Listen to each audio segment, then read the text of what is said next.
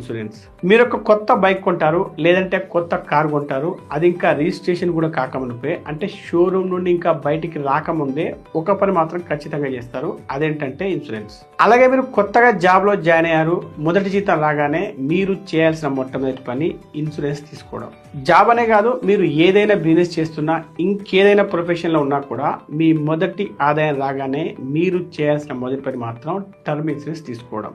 Insurance తీసుకోనుడు మూర్ఖుడు. Because నువ్వు జీవితకాలం మంచిగా ఉంటావంటే అది నిజం కాదు. నీకు ప్రాబ్లం వచ్చినప్పుడు నీకు డబ్బు పుట్టకపోతే నీ పరిస్థితి ఏంటి? ఎంతసేపు దావతులు చేసుకోవాలి, ఆటలను కోయాలి, అది చేయాలి, ఇది చేయాలి, తమాషా చేయాలి, ఒక 20-30 మందికి భోజనం పెట్టాలి, ఈ బంగారం కొనాలి, బట్టలు కొనాలి, ఆస్తులు కొనాలి, మట్టి, ఇవన్నీ వేస్ట్.